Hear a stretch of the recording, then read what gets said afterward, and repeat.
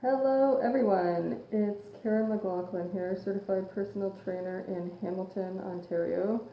Here with you for my Tuesdays at 2 p.m. Facebook Live broadcast. And I think this is week number 25. I can't quite believe it. I've done 25 of these things every consecutive Tuesday since the beginning of the year.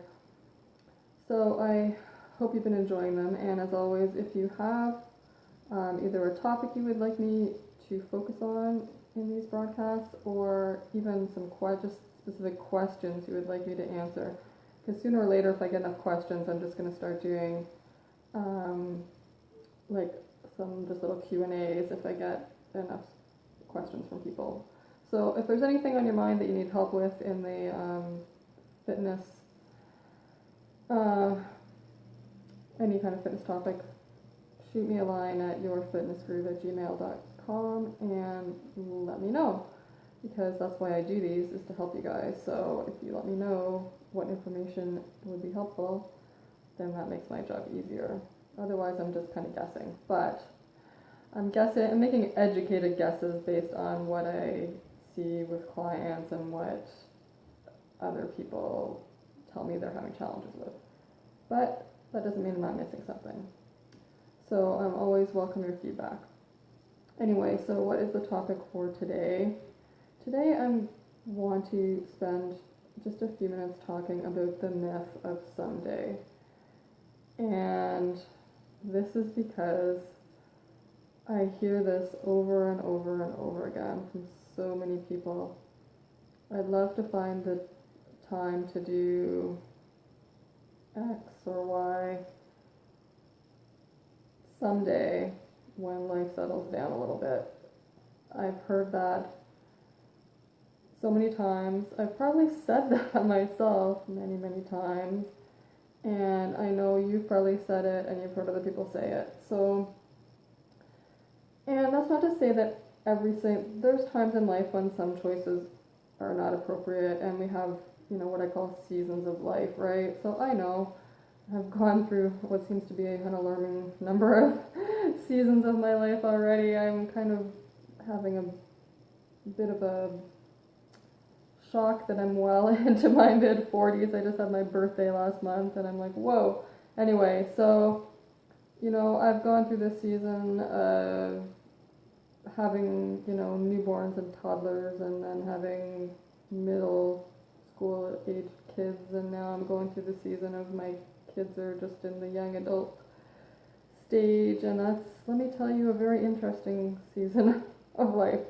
But, because I've gone through so many stages, I've gone through enough of them to see, there's things that would not have been appropriate for me as the mother of a newborn and a toddler, and that are more appropriate to my current season of life. And there's things that are appropriate for my current season of, or that are not appropriate for my current season of life that would have been more appropriate when I was younger. Your body does change over time, and it's important to respect where you're at in your life now, both your external circumstances and how your body is actually, the physiological stage that your body, or state that your body is in right now, and the musculoskeletal state of it, and all those sorts of things. Anyway, my main point here is that often I'm not trying to say everything is always appropriate. What I'm trying to say is we use this statement as kind of a catch-all excuse. And so saying, so what I'm getting at is some general variation of someday I want to eat better and exercise more, but life's just too crazy right now and I can't do that. That's sort of where I'm getting at here. It may not be the time of your life to go train to climb Mount Everest, but these other things that are kind of smaller, this is the kind of someday things I mean, that we're always, the myth of someday, that we always put it off to the future, and, tomorrow never comes. So this is the kind of thing I'm trying to get at with this particular statement about the myth of someday. And of course, while they're all sort of, because I'm a personal trainer, these are the things that people are focused on working on with me is um, exercise and cleaning up their diet and um, it's so easy to say, I don't have time for that right now. When life settles down a bit, I'll get on top of it. And I've been as guilty as anyone for doing that at certain stages in life. So the first step is to kind of, so I like to call people on this, and they don't always really necessarily appreciate it, but it's important to identify that we're doing this because you can do it endlessly, right? That's how we never manage to get done whatever it is that we think we really wanted to do, is because we keep saying, oh, someday when life settles down a bit. Because the thing I've noticed about life, and I know it's not just my life, I'm pretty sure, I do talk to other people, and I'm pretty sure it's at most other people's lives too, is that life never really seems to quite settle down. Life has this way of sending us curveballs kind of almost endlessly, or just when we get the hang of one stage of life, something shifts and we're into a different stage. Just when you get the hang of being the mom of like really young kids and then they grow a little older and you have to shift your approach and maybe your schedule shifts with that too. There's different activities. So life is just kind of this endless ongoing, well, a little bit of chaotic mess really is basically what it comes down to. So we're never that nirvana of just having this peaceful existence where nothing's tugging on us that would be the perfect space for us to create change. Pretty much doesn't happen unless we pay a lot of money to go on a special retreat or something like that. But you know what I'm saying? Like in the trenches of everyday life, we just have to always deal with stuff. So how then do we actually manage to create some change when it just feels like this is happening and that's happening and I don't have time to do this? So I'm just going to give you a quick five-step process for how I would approach this. And I just want to say I can't quite tell by how the lighting is showing up on my screen whether it's okay or not. The weather is being ridiculous here. 1 minute it's like pouring rain and 1 minute it's sunny and it's going back and forth. So if the lighting just kind of keeps changing, I'm sorry about that. But I can't control I can't control the sun. I wish I could. I'd like more of it. Anyway, so 5 steps. So yes, life is being its usual self, giving you a bit of a headache, and you've decided you want to create change in an area of your life because it's not working for you. So the first step, number 1, is what is it? What is it that you want to change? Okay? And this has to be clear. We don't want wishy-washy that just, I want to eat better or I want to exercise more. Those are too vague. So some statements that you might want to make are, I want to start walking more.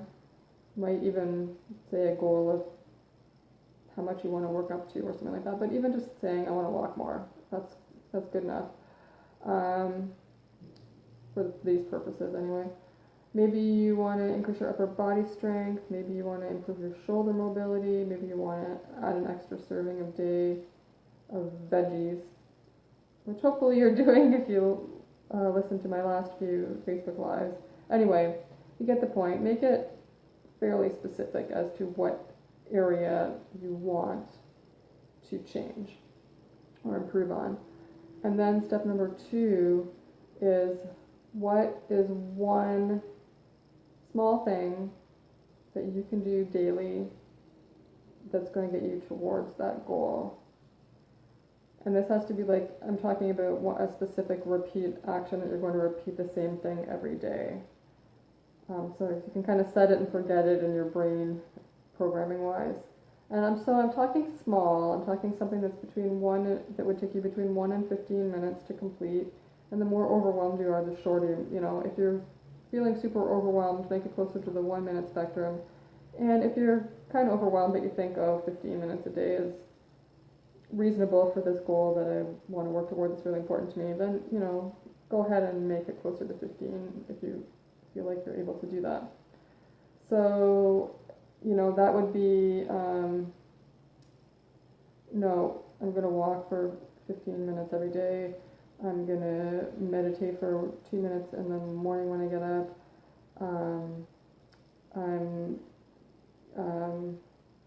Maybe you're going to, if you want to increase your upper body strength, maybe I'm going to do 5 push-ups every day. If you want to increase your shoulder mobility, maybe there's a little 5-minute drill of shoulder mobility exercises that you want to do. So pick the very specific, concrete action that you're going to repeat every day. That's step 2. Make sure you know exactly what that action is. So this is not a general thing. This is very specific. Very specific in that you'd be able to very easily decide whether you actually completed it or not. So it's a very discrete, specific action. And step number 3 is you're going to pick an anchor for that action. So what is something that you're already automatically doing every day? One of those things that you don't have to think about or worry about whether it's going to happen. So if you always eat lunch, there's a good anchor. We all go to the bathroom every day, so sometimes going to the bathroom could be a good anchor for some activities. Like I have some clients who I'm like, okay, every time after you've used the bathroom, do like 5 body weight squats, So anything like that that's a very specific, like first thing when you get up in the morning, like immediately upon waking, that's a good anchor. Pick something that's going to work for you, but it has to be something that happens every day, otherwise it's not a good anchor, because if it's not always there, then it's not always going to be able to anchor your new activity. So then what you do with that anchor is you attach it to the new daily behavior that you want to do. So, meditate. I'm going to meditate for 2 minutes immediately after I get up in the morning, or perhaps after you've used the washroom. That's what I do. Get up, use the washroom, get my behind on my meditation cushion, and away we go. So anyway, you get my drift. So maybe if you want to walk for 15 minutes, anchor that to something specific. If you're a morning person, maybe that's your first thing in the morning thing, or it could be right after breakfast if you have time then. Right after lunch, right after dinner, meal times can be good, because walking actually is a nice activity to do after we've eaten a meal, because it can sometimes help us digest. Just that little bit of movement, especially if you've eaten too much, which I hope you're not, but anyway. So walking is a good one to tie to it, like after meals, if you have time to do it. Especially if you have an hour lunch break at work, and it takes you half an hour to actually eat lunch, then that other half an hour right after that, there's a nice little window of time. So that's a good time to anchor a new behavior in there, one that's appropriate for you to do at work. One word of caution is, if you're going to use an anchor for your new behavior, work with your own rhythms, so that you're not anchoring to something at a time of day when you're already feeling kind of tired and maybe not so motivated to actually do the thing. Because I know for myself, after 9 p.m., there's not much I'm going to be really motivated to do, because I'm pretty much toast. Like, I usually go to bed by 10:30, so that last little window of wakefulness for me is not a good time for me to try to do anything, to try and put in a new behavior or do anything really taxing. That's kind of my winding down time, and I try to respect that as much as possible. So work with your own rhythms, and when you're adding a new behavior, try to find an anchor during a time of the day when you know you're more on, because then you're going to be much more likely to complete the new behavior more easily. Okay, so that was step 3. So we had what you want to do specifically, and then what's a discrete daily action that you can complete every day that's very specific. And the third thing is anchoring it. So number 4 is commit to that, which, I mean, it sounds kind of dumb, but it's so important. Like, if you're wishy-washy about your commitment to making the change, it's not going to happen. Like, if you know you're half-hearted about it, you might as well just not even bother. Like, in my experience with my own personal behavior and with watching clients and friends and stuff, if you're not all in on this, if you're not 100% committed to making this happen, like, it's not going to. So the 4th step is to commit to this new, I mean, you're talking about something that's 1 to 15 minutes of your life, okay? So I really hope, and 1 to 15 minutes, it's working you towards a goal that you said was important to you, or something you really want to change. So I hope you can find the time to do that. And like I said, the more overwhelmed you feel, the smaller the time commitment. So for those of you who are like, blah, I can't, I just feel like there's no time, I can't add one more thing to my day, make it less than 5 minutes, and also really take a hard look at your schedule. Because if you're that frazzled, like all of us have days like that where we're really frazzled. If your whole life feels like nonstop crazy, you can't handle it, something's got to give, like, really. I say that with, like, I'm not trying to be snarky, I'm trying to, like, I don't want to see anybody living that way. It's not good for you. Anyway, whatever the time commitment is you think you can handle, go for it. And so then the final thing is, so 4 was commit. Number 5 is track it. So hold yourself accountable, and also, like, the more you when you track it and you see a nice line of check marks that you did it and you feel successful, then that builds momentum. I don't care how you track it. I've mentioned many times that I use a Loop Habit Tracker, which is a free app it's definitely on Android because I have an Android, and I'm pretty sure it's also for the iPhone. Loop, L-O-O-P, Habit Tracker. And otherwise, you can just do it old school. If you've got a wall calendar, check. Did you do it? Check. So that tracking is really important, because then you're going to see how successful you're being. And our brain can play games with us. This is why I really like physical tracking, because we can think, oh yeah, I've been pretty good about that. Most days I'm doing it. Then you look on your tracker and you realize you only did it 2 days this week. That's not cutting it. 2 days out of 7 is not enough to create a new behavior. You need to be at least 90% on target, or nothing's going to shift.